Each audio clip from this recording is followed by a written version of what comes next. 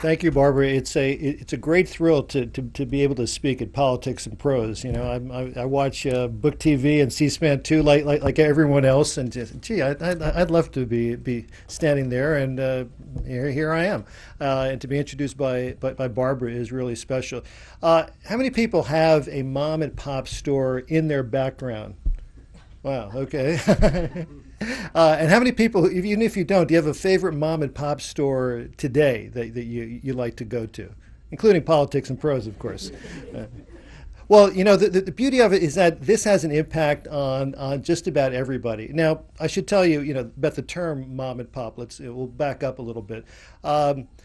When I say mom and pop, I don't mean literally mom and pop in every situation. I interviewed a lot of people all over the country. Some are mom and mom, such as Carla and Barbara, father and son, mother and daughter, business partner and business partner, life partner and life partner, after happen to be in business together.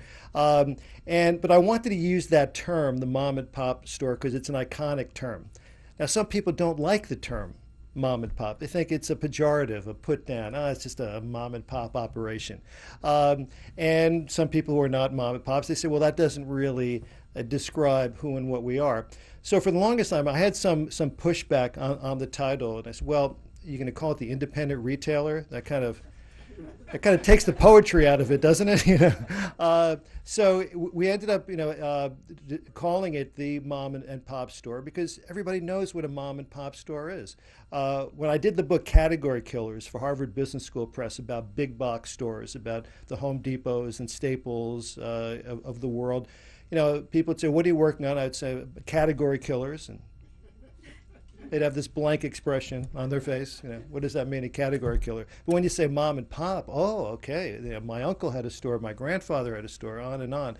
So, as Carla said, I'm the product of a mom and pop store. My parents had a butcher shop and a farmer's market in New Jersey, and what I'd like to do is read a little bit from the introduction, kind of set this thing up. You know, what is this about, and where are we going, and why did I decide to write this book? And then I'll get into some of the people who I interviewed along the way. I interviewed people all over the country, as well as a couple of well-known people. My biggest get was Colin Powell. Through a friend of a friend, he agreed to do an interview with me. He did not work in his own family business, but he did work in a family business. So for any of you who read his autobiography, he talks about working for a family called Sixer in the Bronx. They had a children's furniture and toy store. And I interviewed Gary Luck. I live in Seattle now, and our former governor, who is now the Secretary of Commerce. And I interviewed him a year and a half ago before he even dreamed about being in the Obama administration. And his father had a little grocery store in a Seattle neighborhood. And before that, they had a restaurant in the Pike Place Market. And also interviewed a man named Barry Schwartz. Now, many of you probably wouldn't have heard of Barry Schwartz, but you've heard of Calvin Klein. And Barry Schwartz and Calvin Klein were childhood friends, and Barry had his father had a grocery store, as did Calvin Klein's father. They had it in Harlem, 20 blocks apart. At one time, Calvin Klein was working the cash register at Barry Schwartz's store while he was trying to make it into the fashion business. But the majority of the story of the book is about the people who I met along the way. So I'd just like to read a little bit from the introduction to the mom and pop store. The mom and pop store, the small independent trader, embodies our most basic and enduring commercial bond. From the wool merchants in the markets of King Hammurabi's Babylon in 2000 BC, to the standalone bakeries in 11th century France, to the espresso shops on modern-day Main Street, trade, the exchange of goods or currency between buyer and seller, is the foundation of civilized society. Retail, as the writer Christopher Caldwell noted, is the exciting place where the economic order and the social order meet. I love that, where the economic order and the social order meet. Not that any of these thoughts ever crossed my mind as a teenager slicing liverwurst in my father's butcher shop in the farmer's market in Perth Amboy, New Jersey. All I could think about was getting as far away as I could from the boiled ham, chopped meat, pig's feet, calf's brains, ham hocks, and head cheese that surrounded me. Never once as I stuffed scraps of raw meat and fat into the grinder to make chopped meat did I think about my contribution to the economic and social order. Nor did I appreciate the fact that I was sharing this experience with Bob Dylan, whose first job was sweeping the floor of his father's Zimmerman Electric and Furniture store in Hibbing, Minnesota, or Colin Powell, who worked throughout high school at Sixer's Furniture Store, or Margaret Thatcher, who made change in her father's grocery store in Grantham, Lincolnshire, or Paul Newman, who once ran his father's sporting goods store in Cleveland, or Tony Bennett, Warren Buffett, or Maya Angelou. I didn't know that being the son of a butcher placed me in the company of William Shakespeare, Nat King Cole, Marcel Marceau, Antonin Dvorak, John Harvard, John Jacob Astor, Julian Schnabel, and Paul Big Paulie Castellano, the late head of the Gambino crime family. All SOBs, sons of butchers. It wasn't until I was almost 50 years old that I finally comprehended how those hours spent behind the counter had shaped my life and granted me the practical wisdom that has guided me ever since. At the time, I didn't even think I was paying attention. I eventually learned to fully appreciate the impact that the shop had on my extended family. Over 4 decades, Spector's Meat Market directly or indirectly benefited 17 relatives, and the impact it had on the lives of our customers. The T-bone steak that my father trimmed, the salami that my uncle sliced, the rye bread that my mother sold found their way to the dinner tables of homes all over our community. A little bit of the Spectors, as it were, right there on your dinner table. This was brought home to me during the research for this book when a high school classmate of my sister Sandra wrote a poem called Memories for their class reunion. Included in the lines were written by Anne Romeo Kulik, who lived across the street from the farmer's market, was, quote, "There were Spectors with rye bread in hand."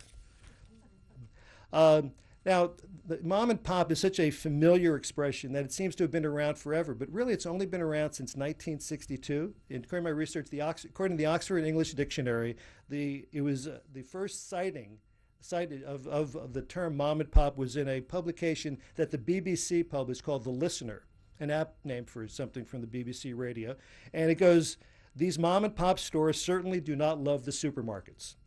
And by the way, they still don't.